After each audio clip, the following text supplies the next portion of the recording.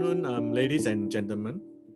Many thanks for spending the next 30 minutes to an hour with me to learn how we can create a data protection prevention kit despite all the cybersecurity news. My name is Wai Khin, and I'm a director with RSM. I have been doing data protection for more than 20 years and still loving it. This is because technology changes are so fast that we have no time to be obsolete. Unless we can't catch up, we will be the next in the news. So today I'm going to share what I have learned from the various industry, especially with the few hotels and hospitality service provider that I have worked with. But before we actually start, let's take a look at this. There's nothing new. Wherever there's a world news, someone out there will definitely try to take advantage of it. We are seeing no less, or are we seeing any end? Just make sure we practice good hygiene, just like how to differentiate between the real and the fake news or the email. So now let's get back to the real world. So I'm going to share with you a true story. One sunny day, I took my laptop and went to my client, which operates a few hotels. I had a meeting with their IT, which operates as a shared service. The first fundamental question I asked, has the organization performed a vulnerability assessment to the internal network or penetration testing to the website? So now make a guess. What is the answer? So it's very obvious. So this is one observation that I have given them. There were no vulnerability assessment and penetration testing performed on the internal network, servers, Wi-Fi, or to their online booking websites, which I find is very critical. My rationale to them was that without regular scanning and testing, management will not be able to identify and monitor its weakness and the security threats they're exposing to them, and also tighten their security system in a timely manner. The network security and system remain vulnerable to the exploitation with the increasing cyber threats. Just like a health check, we need to know the condition of our body before able to fix it. So I rated this as a medium risk to them. Now, let me share with you another story. On another sunny day, I took the same laptop and went to another client, which is a hospitality service provider. I want to stress that this client is not Airbnb. This client locates within Orchard. So, other than asking the same question, in which I have the obvious answer, I have another set of questions on my sleeve. So now take a look at what are the questions that I have actually asked them. So the first one, I asked, how about the accounts in your system, your vendors? And I actually found that the vendor have unrestricted access to the internet network and to the booking system. There are also shared accounts, okay, using the booking system. And the second one, I actually checked. The patches on the system were not even updated. And there were no proper change management process to ensure the patch are updated. And these are some of the systems that they're using. So it's not only the booking system, the internal system, the network, the servers. I find that there are a lot of improvement to be made. So I actually rated all these observations as medium risk. I picked up this news quite some time back. Other than making sure that there are proper ID control in place, Wi-Fi is also another key risk. Most of my clients outsource their Wi-Fi to third parties to manage. And they actually put the risk rest with the outsourced service provider rather than them. But however, in my own opinion, the risk actually rests with the owner, as the Wi-Fi services is provided by them. This is another old news, but I think it is relevant. I checked my client's POS system, and the server have internet connections. They are also using emails within the same system. So if one of the staff clicks on an email with a malware, the whole POS system will be encrypted. So far, I have not heard any, and I really hope not to add that into my story database. So talk about email. Let me share with you another true story. I have a lot of story to share. I received this email from a client that I know. Once I received the email, I knew straight away that it was a phishing email, and my client's email system was compromised. My client is using Office 365. So when I actually received this email, one of the telltale signs was that there's no tool. And this client of mine, he's actually a financial controller. So the next thing I've done, I emailed and I called the financial controller, but he was not in Singapore. And I quickly called the IT. And IT told me that they're already assisting to contain the breach. So what they have done straight away was to reset the passwords and managed to get the financial controller to log in with a new password. So I investigated, and it seems like the attacker is trying to get more logins by sending this email to the person that they actually know. And it's very clear, when they actually send out this email, they require you to log in with Office 365, with Yahoo, with Gmail. So the moral of the story is, make sure that all internet accessible applications are protected by 2FA, if not the MFA, multiple factor authentication. So if you're using Microsoft 365 or Outlook 365 and SharePoint, please put in this basic key control. This is very, very real. So far, this is one of the biggest breach of guest information. I can see three major areas here. The first one, outsourcing. And I know, especially in the hotel or hospitality service provider areas, a lot of the IT or even IT related or technology related are outsourced. Second, have you actually enabled encryption on your data? So if there's a breach, what happened? At least the encryption data are protected. If it's not encrypted, make sure you have some way to actually protect it. If not, if the attacker actually managed to get into your system, your data will be compromised and you'll actually have an impact on your system. So such breach also happened to other hotel groups. Okay, it will continue to be in the news. There's no end. And fortunately, I should say fortunately, in Singapore, we have not got one big cases as per what we have seen in the news. And I hope really not to. So based on my understanding of the hospitality and hotel environment, so far I have highlighted the top 3 issues to them. The first one is a lean IT team. For smaller hotels that we have visited, a lot of the IT are outsourced. Some of them only got an IT manager with 1 staff, with the rest being outsourced. Wi-Fi are being outsourced. The maintenance of the system are being outsourced. That's why when we actually perform an audit of them, we can see that the vendors have full access to the system because all the systems are outsourced. But again, why do we need or allow vendor to have full access? What are the things that they could have done and we do not know? Can they actually just plug in a USB, download all the information and bring it out? There is no control. There's also lack of compliance and security function that can help to monitor and make sure that the hotel are compliant to the regulatory requirements. And for all those hotel and hospitality of my client, when we actually spoke to them, they do not have this function. And they focus on their key IT operations only. So let's take a look at this. Let's take a closer look at the statistic closer to home. My team checked the PDPA enforcement website monthly, and we tabulated the different types of violations.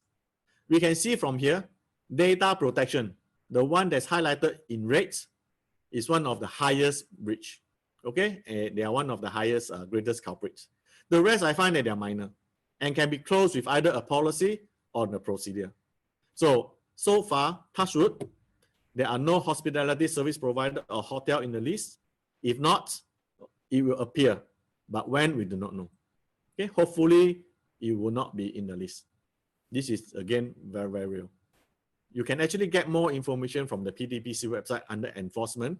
They have a lot of case studies from retail to F&B to schools, even tuition centers. If you look at on the left, there are no shortage of stories to tell us. Now, of course, we know that this is one of the biggest cases in Singapore. We are having to reiterate the importance. So they are fined a maximum of $1 million by PDPC. So after the Cybersecurity Agency has released the insight to the SingHealth data breach, I asked my team to search through my database and compare the audit results against the 16 recommendations by the Committee of Inquiry. We actually seen from the newspaper, this Committee of Inquiry actually did a 1-year study, understand the root cause, and came up with 16 basic recommendations.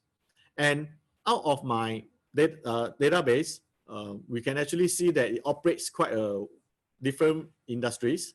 And of course, I do have some hospitality hotel as my client. And when I benchmark against them, the first one that I've seen, okay, it doesn't come to my surprise that 90% of my clients do not even have a proper security training in place. Some of them just say that they have informed their management or they have actually sent emails and they know. But we always tell them human is one of the weakest links. And without proper and constant reminder in place, the chances of error or just clicking that link, will be very, very high. So 90%. And this is one of the key recommendations by the COI, that organizations should put in an effective training program to make sure that their staff really understand their role and responsibility and the security threats.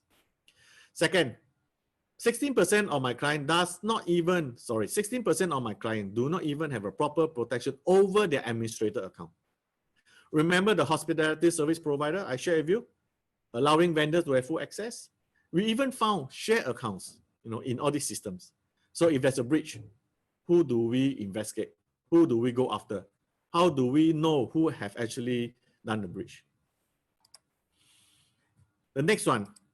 The next few COI recommendations are also very important, okay? Namely, having an incident response plan. We can see it's a 31% does not have the plan. IT risk assessment, 90% of my clients do not do any risk assessment before they implement a system, before they actually use any new technologies.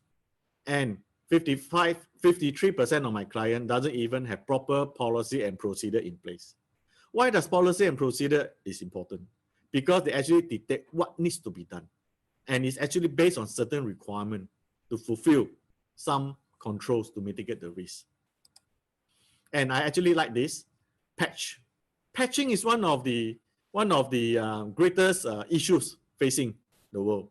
And a lot of hackers, when they actually scout the internet, when they look through your system, the first thing they find is your system being patched. Without having an effective patching process, what is one of the greatest risks to an organization? Attacker can easily exploit such vulnerabilities to gain unauthorized access to the internal system and to your data. Lastly, okay, if you look at this, many of my clients, server room can't even meet the proper standards. It's messy, it's not locked, there's no fire extinguisher. When things happen, how do they ensure the server room is able to operate? How do they ensure the system, the servers in the server room is protected?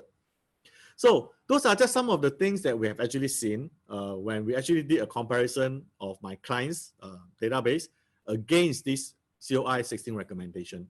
And of course, after over a few years, we have worked with our client to make sure that all those that we have highlighted, which are the key risks, there are proper control in place to mitigate the risk. So let's not worry. Help is on the way. We need to see how businesses can leverage on the grants to improve the security posture. Our DPM, Mr. Heng, has recently announced that he has put aside $1 billion on enhancing the data security capabilities. More information will be published soon. Okay, just watch the space.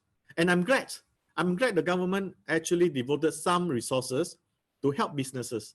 If not, we will be seeing ourselves in the news every day. So in the meantime, while we are waiting for the grant, let's learn something from Sun Tzu. Sun Tzu has some good preventive move to help us to reduce our data breach. So one of Sun Tzu's famous strategy, if you know the enemy and know yourself, you need not fear the result of 100 battles. If you know yourself, but not the enemy, for every victory gained, you will also suffer a great defeat. I think this is true. We need to know ourselves. We need to know where is our weaknesses. So one of the more common weaknesses actually results from the system vulnerabilities. Patching is one of the key things that we have seen. There are many free tools out there, and I recommend Nexus from Tenable. If there's a budget constraint, you can download the trial, try it out, and if you find it useful, you can purchase the basic version. Nexus is a very good vulnerability assessment tool to help you pick up improper configuration or missing patches from your IT system. But of course, RSM disclaim all responsibility. Okay, we are just felt that these are good tools that you can actually leverage on. So I think we put on the slide, RSM disclaim all responsibility and liabilities for the use of all tools. It's mainly for your references. Next, There are also many free checklists on the internet that can provide good guidances in securing your system. For example, the cybersecurity checklist from this Utah and network security checklist, and there are a lot of good IT policy and procedures that we can actually reference. All these are free, and those checklists actually come from reputable sources that you can actually use to enhance your internal system. But again, I'd like to stress again that RSM disclaims all responsibility, liabilities from the use of all these checklists. User awareness. I love this. User awareness is one of the very, very important control. As I have already shared with you, one of the COI recommendation is to increase awareness. We need to make sure that our staff knows their role and responsibility. For example, this case, there's already a breach, as such CCTV footage should not be shared on the internet platform. And when I was actually doing my security awareness training for my client, I used this case study, and the first question I asked them, who do you think leaked this CCTV footage? Everybody knows the answer. It's a security guard. Are they allowed to do it? No. Do they know it? They might not. Okay? So if this lady, again, I'm not sure what happened to the lady now. If this lady decided to bring a case, I think most likely PDPA will investigate. And these are Alexandria Central Mall, most likely to get into trouble. So there are actually many, many free and good resources on the internet that we can leverage. For example, okay, getting important update from the Cybersecurity Agency. Download security awareness material. And another things like the password checker, tools from the Go Safe Online website. There are a lot of such things there that we can actually leverage, and they're free. Another good source is from the PDPA, Personal Data Protection Commission website. They have posters, notices, even e-learning programs to tell you what are the 9 obligations. How do you get consent? How do you do notification? How do you do a data breach? And most important thing, as I stress, that they're all free. Especially during this period of time whereby budget is an issue. You know, we have a fee constraint. There are a lot of such materials that we can use on our government website. If you prefer to have face-to-face sharing, we have done a lot of such training to the board, senior management, and users. Of course, it's not advisable during this period of time. Okay, we need to at least keep a distance, a 1 meter distance away from each other, and we should not actually gather.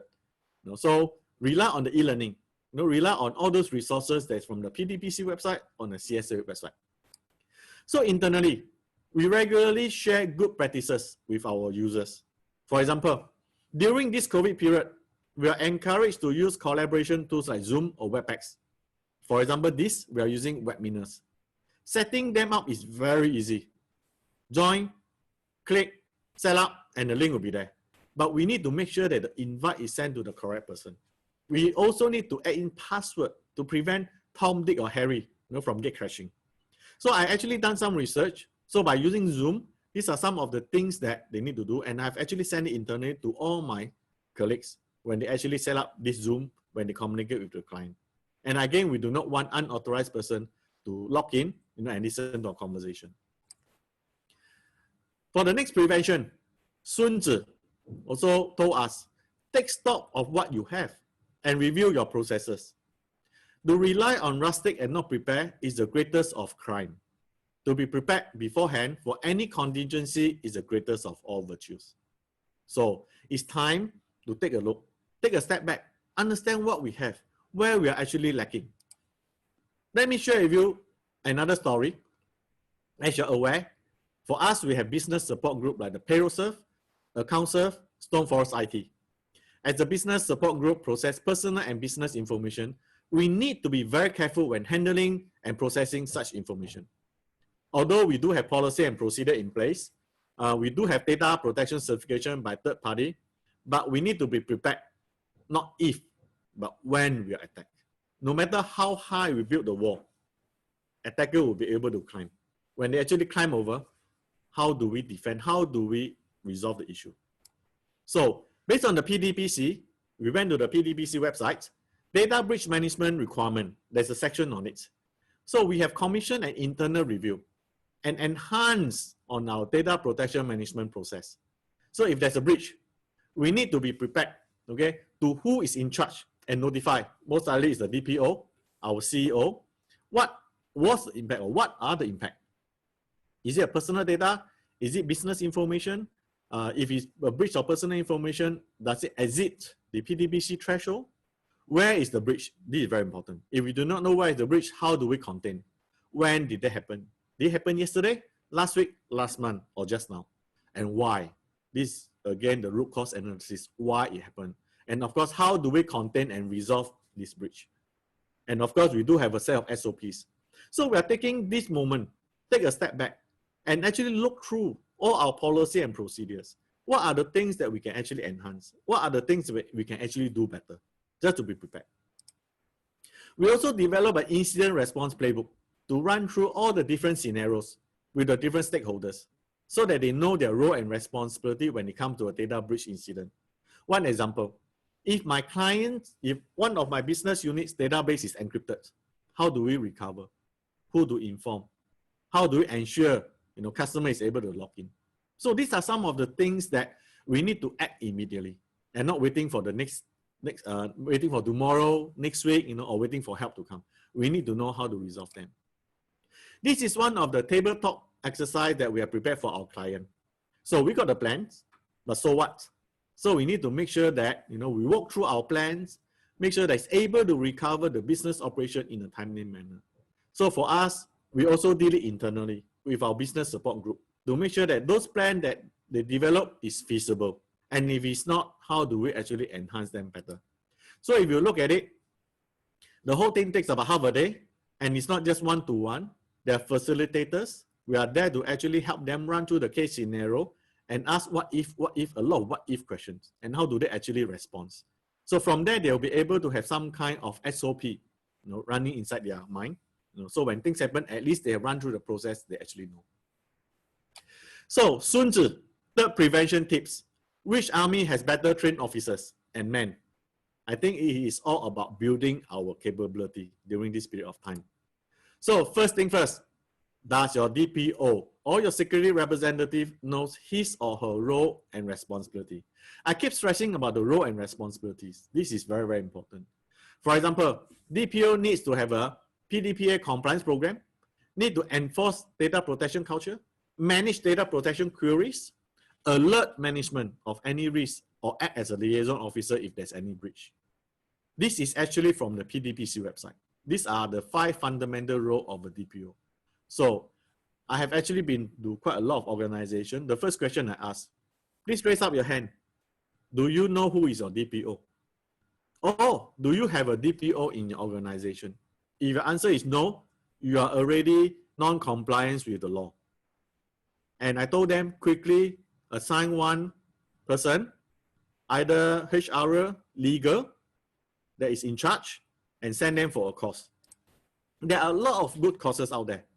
So it is actually critical for the DPO to know, or the company to assign a DPO to know the role and responsibility on data protection.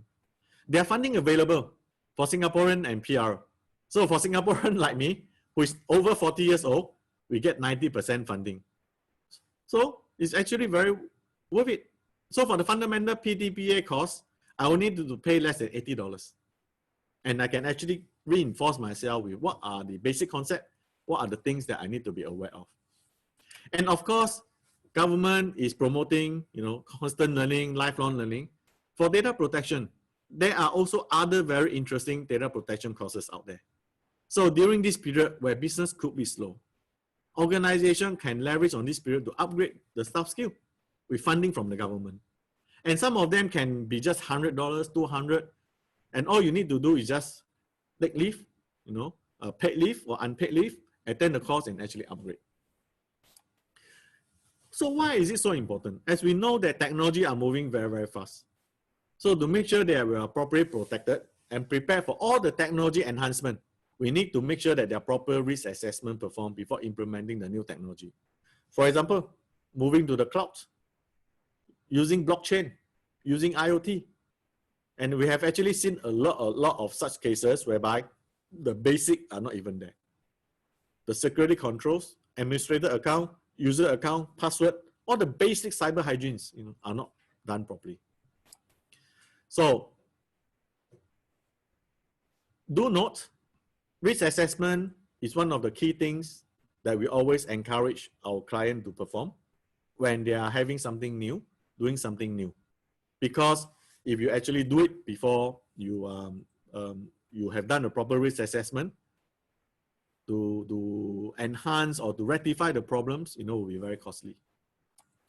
So the next one, getting a cybersecurity insurance can also help defray the huge cost of a data breach or cybersecurity breach. So a typical data breach or cybersecurity attack will set you poorer by at least a 5-digit figure. By having a good cybersecurity insurance, it can actually help you defray the cost to recover and ensure that your business can be recovered in a timely manner. Last but not least, it's always important to get a health check to make sure we identify all the key risk areas so that proper plans and control can be implemented to reduce the risk exposure to our organization. Just like our own body, getting a regular health check will help us identify what we should do and what we should eat in order to stay healthy. Same thing in the organization. It's very, very clear, that we need to make sure that we're healthy in all aspects. So last, I like this last tip from Sun Tzu. Sun Tzu actually told us, plan for what is difficult while it is easy. Do what is great while it is small. The most difficult thing in the world must be done while they are still easy. The greatest thing in the world must be done while they are still small.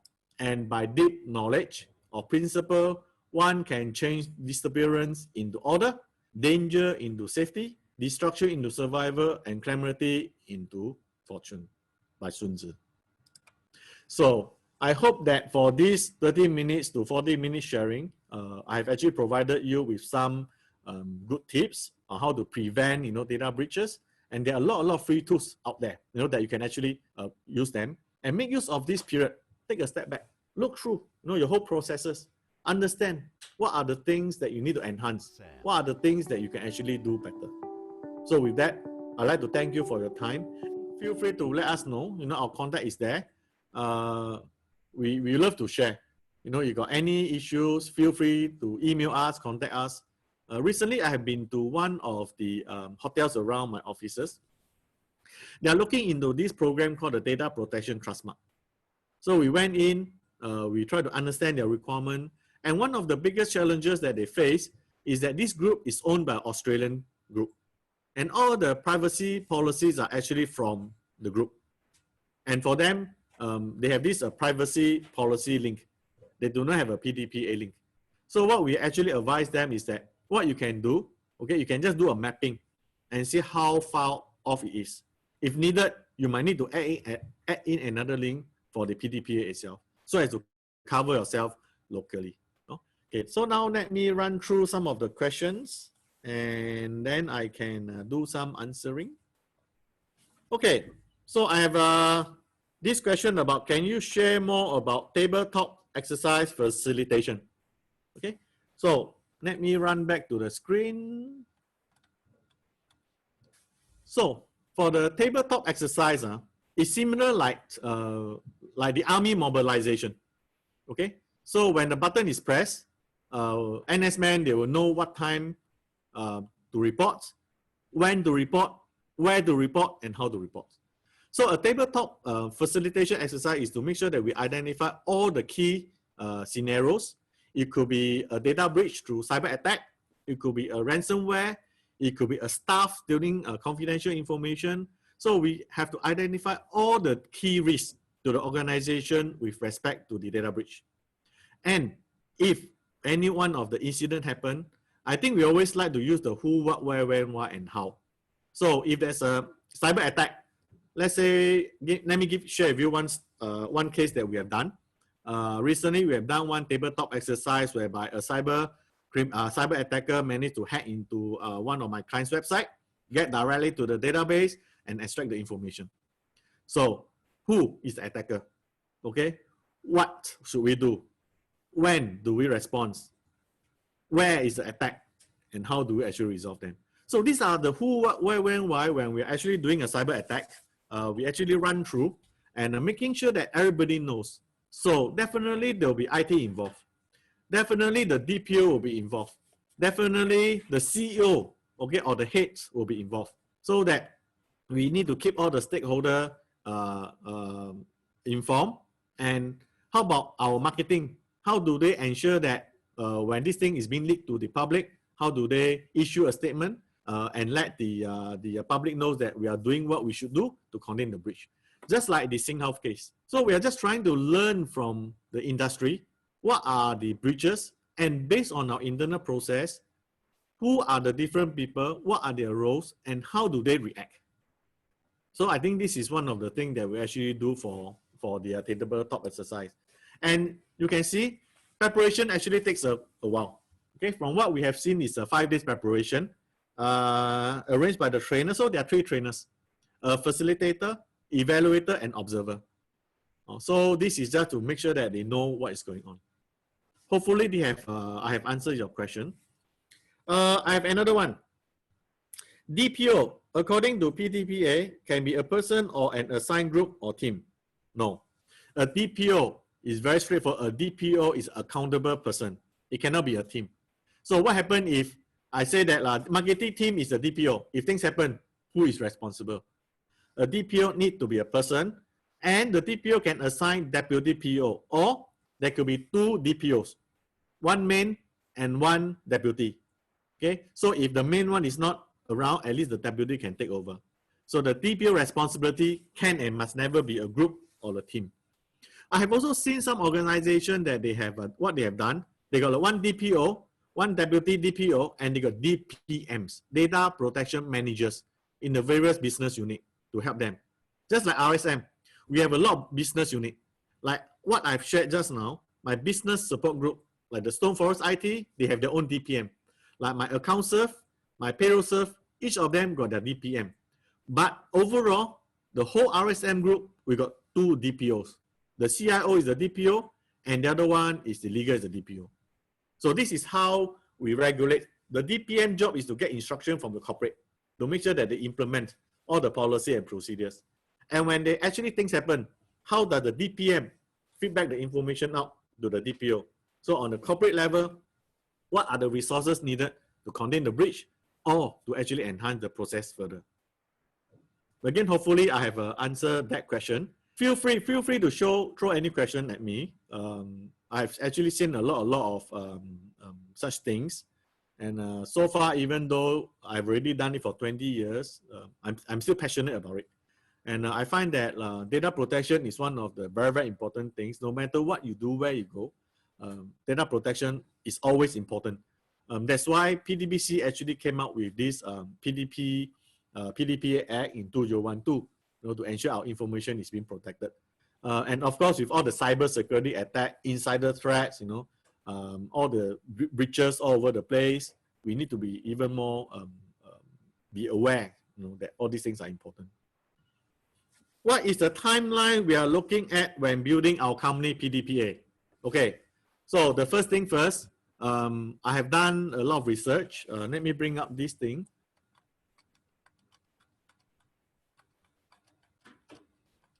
Okay,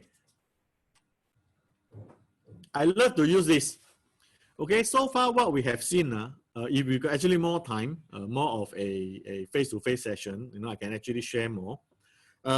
But for these cases itself, what happened is that there are breaches, okay, by PDPC when they actually done the penalty. There are 3 things. First, no DPO. Second, no policy and procedure. The third, they don't have any processes. So if you ask me what is the timeline, I would say ASAP. First thing first, must always know who is your DPO. If you do not have it, assign a DPO first. Send the DPO to attend a 2-day course.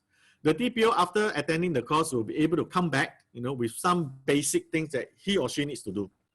Like, for example, getting a PDPA policies ready, or most fundamental, do security awareness training. So I have actually got this client that they actually contract us to do regular awareness training for their staff. It's a very big organization. So every year, they will arrange a day for us to go in to do a training for all the newcomers, and also a refresher course for those key personnel.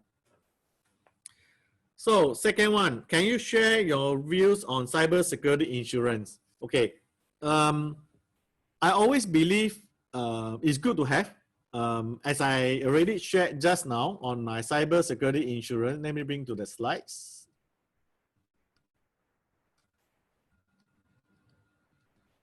Okay, so my experiences actually told me to recover from a cyber attack, usually it takes at least 5 figures. And for a SME or small medium enterprise, the premium will not be a 5-digit. Definitely it will be less. So where does the cost actually come from?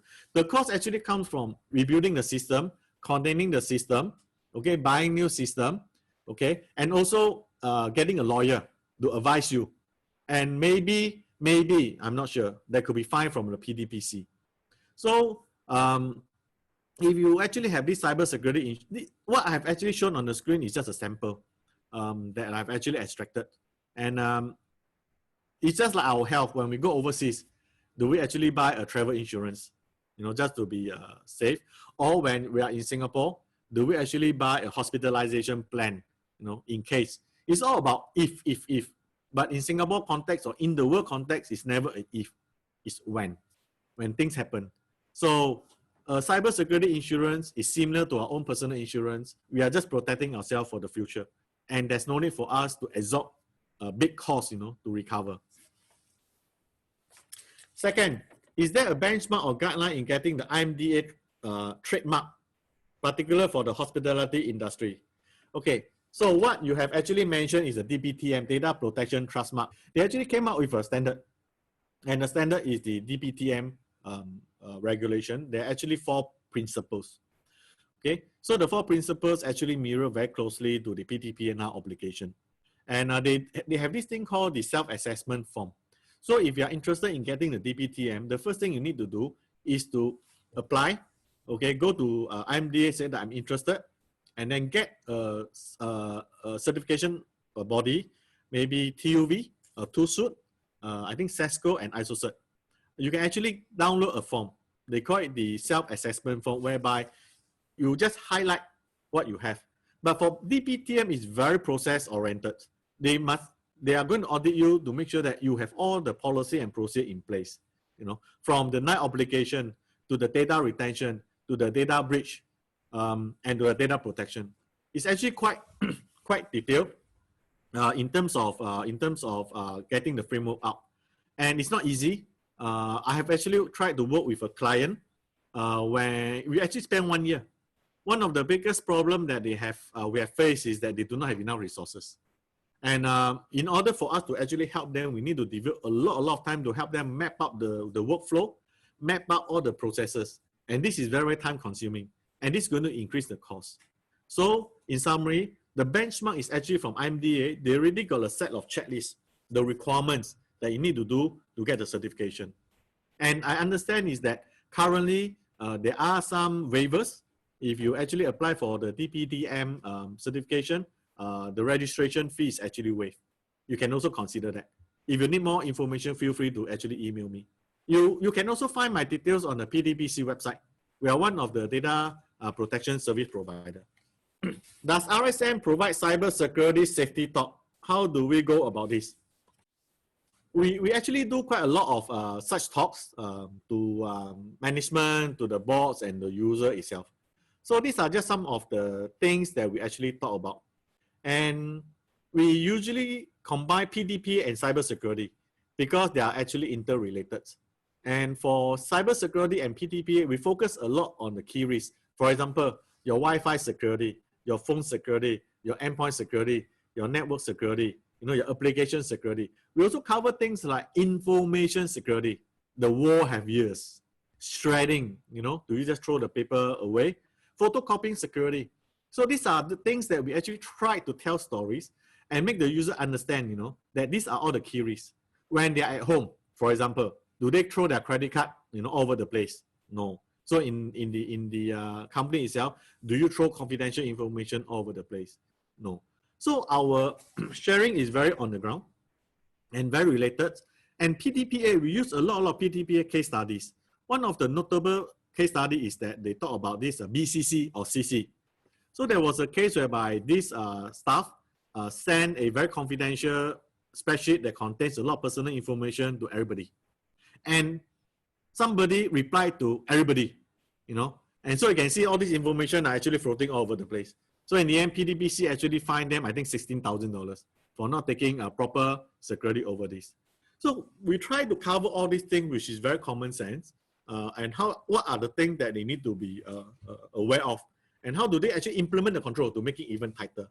So we also even drill down to teaching them how to identify phishing website, you know, and how hackers actually hack into the Hotmail, Gmail, Yahoo account.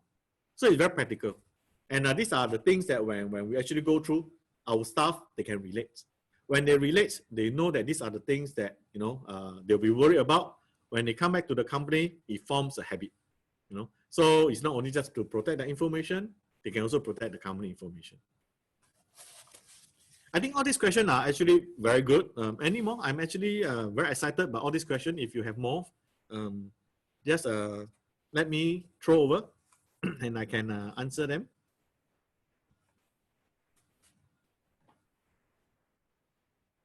Okay, I think let me take on one last one. There's a few more that comes in, but due to time constraint, just let me take on one more last one, in which I think is very important, the funding. Okay, where do we get this funding? So I have actually shared previously when we actually talk about the funding. Again, it's in my slide. Funding. Okay, work skill future. They do have funding for us. IMDA, they also got some fundings when you do the DPTM. If you are interested in doing some ISO certification, like the ISO 27001 on information security management, IMDA also got some funding. They can fund up to 50 or 70%, depending, you know, on the requirement. And other than that, I think the government is increasing the training grant to Singaporeans and PR. There are also a lot of courses, not only just what I have actually shared. There are also other courses like cybersecurity courses, cybersecurity certification, a practical implementation for DPOs, or even advanced diploma, you know, for these DPOs if they actually want to go for it. So the government is actually helping on the ground. But of course, how much they are given, we are not sure. But definitely more news will be coming since our DPM, Mr. Heng, has already announced. And I think we can actually watch the space. And of course, now everybody is worried, you know, about the COVID, the businesses, but don't let cybersecurity be another issue, you know, that's troubling you. So I think my time is up. Thank you very much for your time. Feel free to email me if you need to contact me. Go to the PDPC website under the data service provider. You know, RSM is listed as one of the service provider. My email is there. Feel free to email me and we'll actually get back to you. So have a nice day. Stay healthy, stay safe, and stay well. Thank you very much. Experience RSM.